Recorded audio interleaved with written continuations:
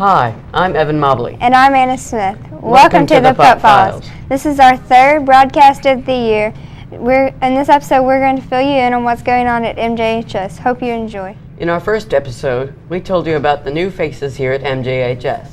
In an effort to learn more about some of those people, this week Anna Smith caught up with Miss Christina Bartlett, our new band director, and Miss Megan Granberry from the office. Let's check it out. Hi, this is Anna Smith here with Miss Christina Bartlett, our new band director. So what do you do as a band director? Well, there's a lot of stuff you do as a band director. Right now, we're kind of in an in-between season where the 8th grade band is getting ready to do some things for the football team. You know, we play at the 9th grade games. Also, we prepare for concerts. Like right now, we're getting ready for our Christmas concert in December. And what did you do before you came to MJHS? Well, this is actually my second year teaching. I was a band director in Carlisle, Arkansas last year. Okay. Why did you decide to become a band director? Well, I don't know if you guys know this, but I actually grew up here in Morrilton, and I was in this band program, and I was in the same band room whenever I was y'all's age. And whenever I was in 6th grade when I joined band, I thought it was the coolest thing ever, and I couldn't believe that they actually paid people to get to teach kids music and band every day. So I wanted to do that when I grew up, and that's what I ended up doing, and I love it. Thank you, Miss Bartlett. This is Anna Smith here with the Pup Files. Hi, this is Anna Smith here with Miss Granberry in the office. So, Miss Granberry, what all do you do here in the office? I do lots of things, but my main jobs are taking care of attendance and discipline here at Morrilton Junior High School. Okay. Where did you work before you come here? Before this, I was a stay-at-home mom for 15 years, and I'm just now coming back to work. Do you like being here in the office? I do. I love being here at the office at Morrilton Junior High. It's fun, and I love all the staff that I work with and all the kids here. Well, thank you, Ms. Granby. Again, this is Anna Smith here. On October 3rd, MJHS held our student council speeches and elections. Caroline Hopkins was elected president. The new vice president is Michael Kennedy. Erica Ariano was the elected secretary. Class representatives are 8th grade Aaron Thomas and 7th grade Sabrina Claudner. Lamar Williams and Clarissa Cervantes were named members at large. Congratulations to all of you. Also on October 3rd, beta inductions were held in the MJHS cafeteria. 97 new members were inducted into the Morrilton Junior High School chapter of the National Beta Club. Megan Chapman caught up with Miss Sue Spivey, a former beta sponsor and teacher at MJHS. Miss Spivey is now on the South Conway County School Board. Let's go take a look. So, Miss Spivey, how do you think inductions went today? I think it went absolutely wonderful, and I was so proud of all of the students and was very impressed with the number of students who qualified to become betas. And I just think this is wonderful that you do this, I think that it's great that you are setting an example for other students who have not qualified to become beta club members to strive to make better grades and apply themselves. How did inductions go whenever you were responsible? Well, we did not have an induction ceremony such as you had out here. I wish that I had. I was the one and only sponsor. I didn't have anybody to help me, not that I didn't ask for help, but I think it's great that you've got the number of sponsors and great sponsors that you have that can kind of spread the work out and work together and it not be such a burden on one sponsor. But what I did at the end of each testing period, I would go through and make sure that I would check the grades and then notify the students that they qualified for beta.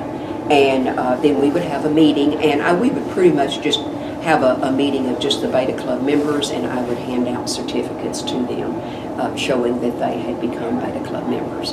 And but even then, it was a big thing. Students really wanted to make beta club, and they would always be very concerned about their grades, and they would come to me and they'd say, well, I may get a C this time. What's this going to do to my beta club status?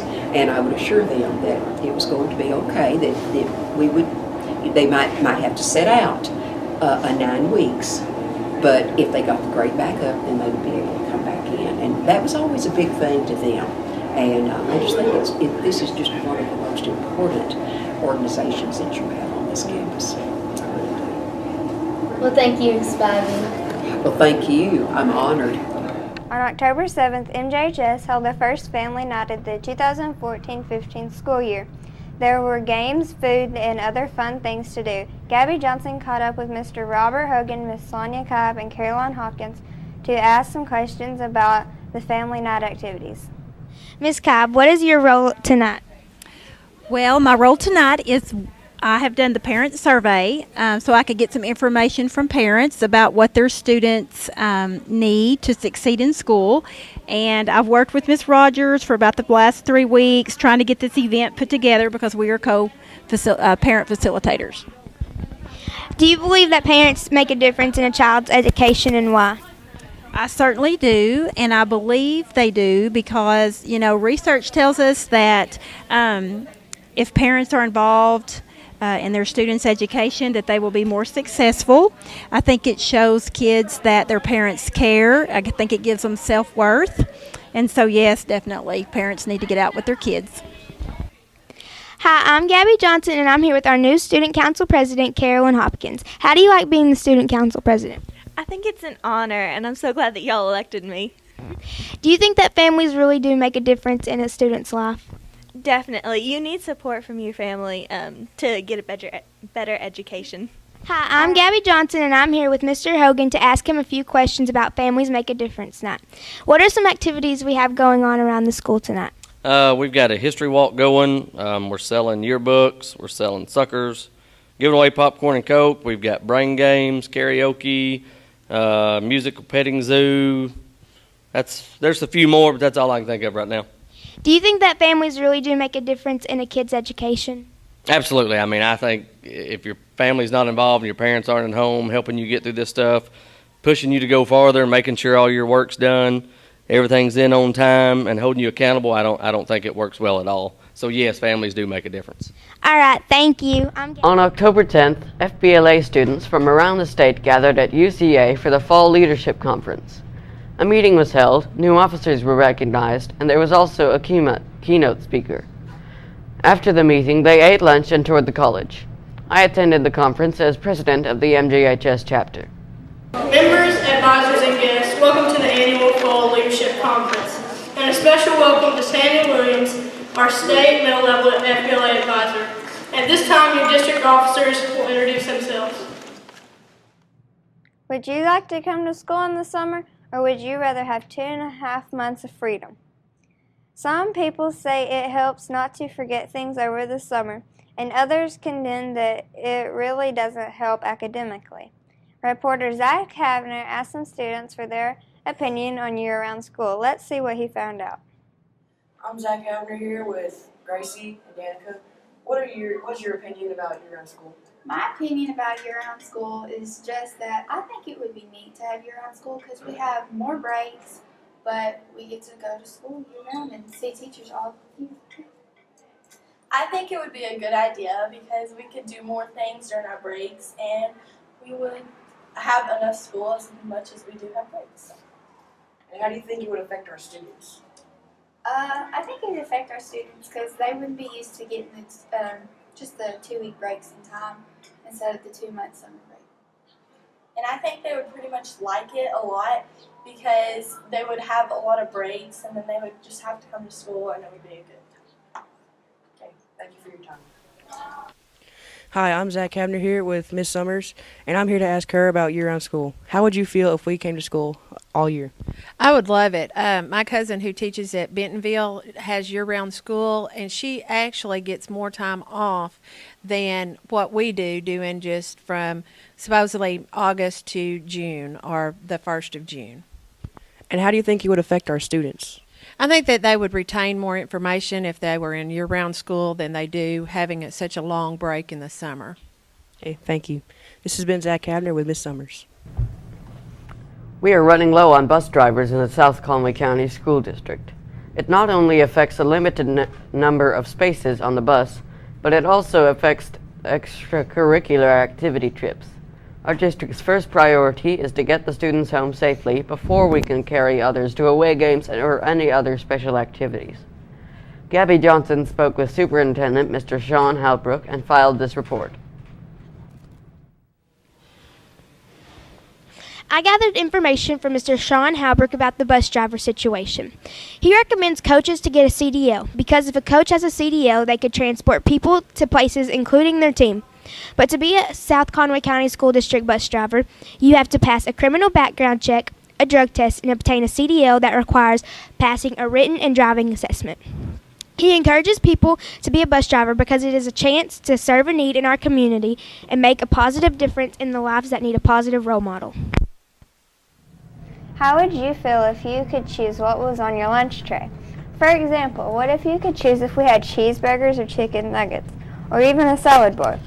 Davin Watley caught up with Zach Wiles to ask his opinion about the matter. Hello, I'm here with Jesse Yoakum, asking about how he would feel if he could choose our school lunches. Jesse, how would you feel if you could choose our lunch? I would feel good because it's good knowing or good having the feeling that you know what our lunch is and not mystery food. What are your thoughts about the school letting us have our own choice about the lunch? I think it's a good idea, but the arguments for the kids wouldn't be good. So, yeah.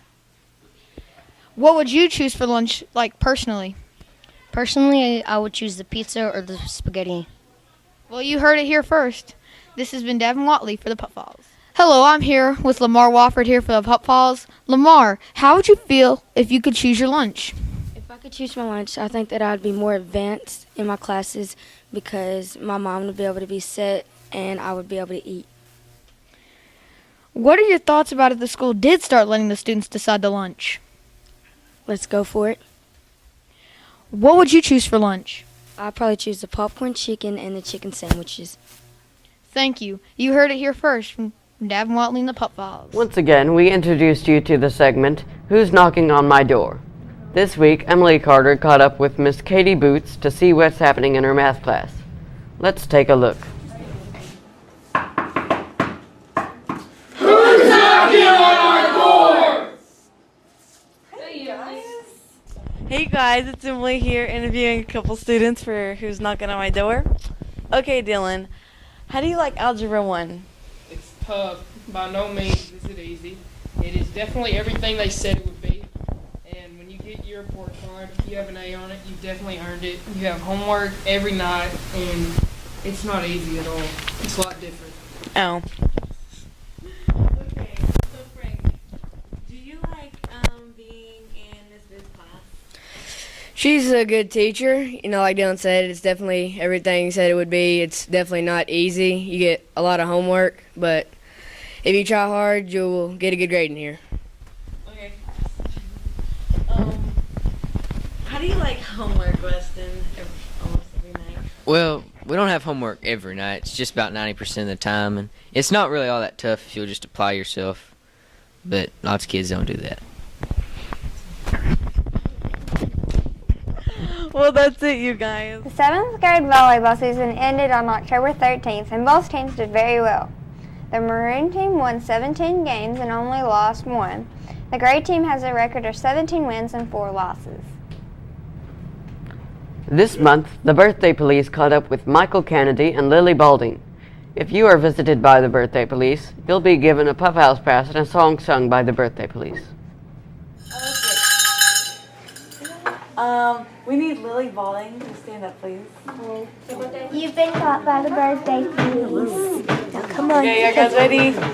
1, 2, 3. Happy birthday to you. Happy birthday to you. Happy birthday, dear Lily. Happy birthday to you. Happy birthday. Happy birthday to you. Happy birthday, dear Michael. Happy birthday to you. Well, we hope you enjoyed our broadcast, and join us next time as we pull another page from the Pup Files.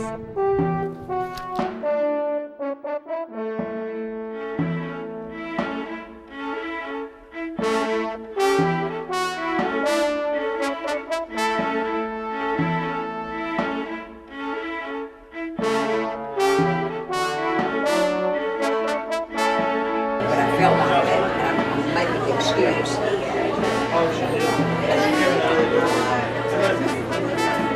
I'm being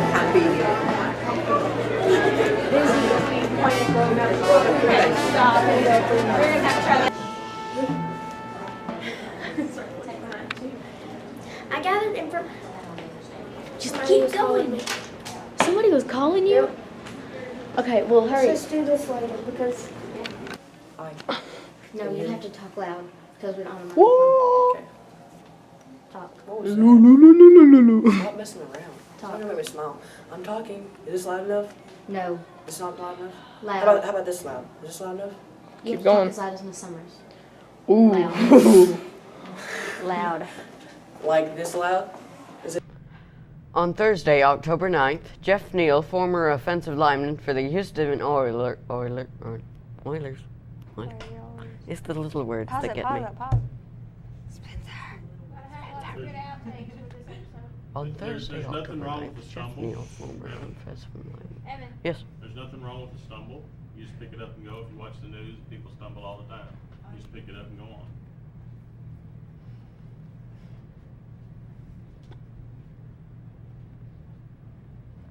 Let's go. Isaac. I was counting down. Oh, who's going? Okay. On Thursday, October 9th. Can't say okay and then start. Okay. Look at your camera.